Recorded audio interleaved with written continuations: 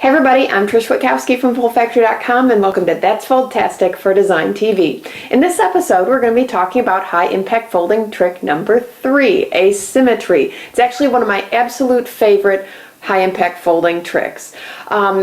When we're designing, often we're kind of striving for balance and symmetry, but have you ever thought about using asymmetry as a tool to really create visual interest for your viewer? I have several samples to show you today, all different kinds of things, so I'm hoping this inspires you. I really love this stuff.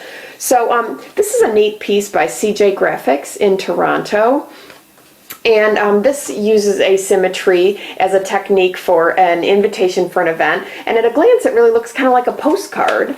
But one side of it is a single thickness card, and the other side is an accordion that pulls out. And this is a really fun little piece to invite people to their social event that they do every year. So this was really fun. So, really neat little asymmetrical piece. So one side's like a postcard, the other side pulls out as an accordion. Very fun.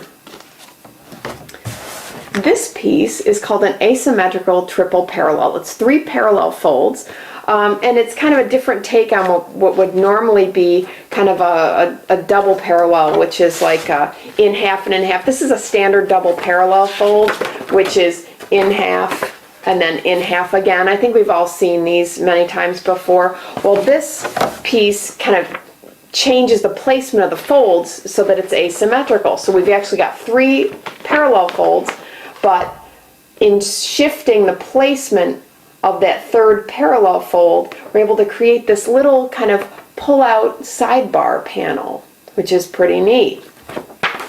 And again, kind of a basic thing, but you can create kind of sidebars for text or imagery. This was actually a really basic piece, just a 2-color piece, but they did this kind of interesting placement of the folds and created this unusual little sidebar panel. So really nice treatment of asymmetry. Bet you haven't seen an asymmetrical closed gate before. This is pretty neat. So a closed gate fold is basically in, and then it folds again to close. Okay, we've all seen those. Well, have you ever thought about making 2 of the panels shorter and 2 of the panels longer? So this is actually an older piece, but graphically it was easy to kind of see on the video.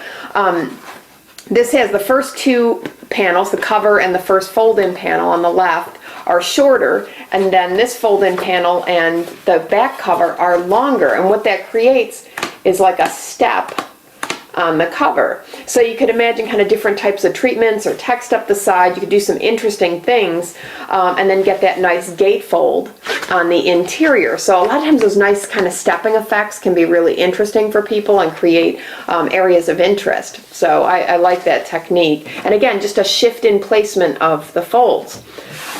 Taking that stepped effect to the next level, this is a piece, I love this technique. This is a stepped double parallel, and I'll tell you why I like it. Usually stepped folds are accordion folds, and stepped accordions, depending on what the printer has as far as machinery and things, they can be pretty difficult and potentially expensive to produce because they're really tricky. This is a great economical way to get a stepped effect on the cheap. Okay, this is called a step double parallel. So as I showed you before, a regular double parallel is in half and then in half again. Okay, well, a stepped double parallel, and this piece is by Kelsey Grafton, my friend, she's a designer and illustrator, is you fold it short of in half. So watch this. So it's short of in half. See where this is?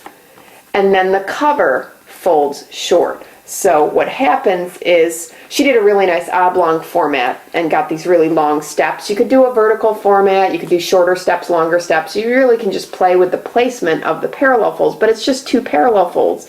From a production perspective, very, straightforward. So, so again, I'll show you. So it's basically short of in half, and then the cover folds short. So you get step, step, step. Great format idea here, and a wonderful use of asymmetry and stepped effect. Now, a lot of these have been kind of low to moderate budget type of solutions. I will show you, just for fun, one higher budget asymmetrical solution because it's so cool. This is called an asymmetrical accordion. This piece was by Maureen Weiss, designed for Peter Howard, the photographer in Baltimore. This was a great self-promo piece. And an asymmetrical accordion basically has panels that are of different varying lengths. And in doing that, you get this really great texture. I'll show you kind of a top view, side view there. But you get this really neat kind of these shorter panels. Here's a short one in here. And because there's a photographer, they were able to really crop the photos beautifully and do some neat things with it and play with the breaks and all of that. But you can see on this side kind of this great little short accordion panel. The trick to an asymmetrical accordion, if you want it to finish flush, is that the panels have to be shortened in pairs, or else it kind of, the covers won't line up. So, those two are the same length, these two are the same length, these are a little bit shorter, you can tell. So just a really fun format, but this is a hand fold, hand finishing type of a piece.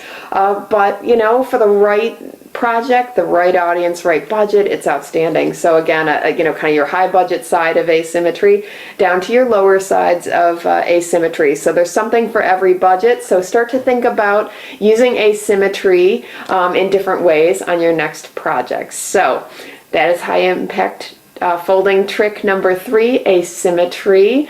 Thanks for watching. That's Fold-tastic. Visit foldfactory.com for more ideas and inspiration, and also sign up for my 60-second super cool fold of the week. I'll see you next time. Bye.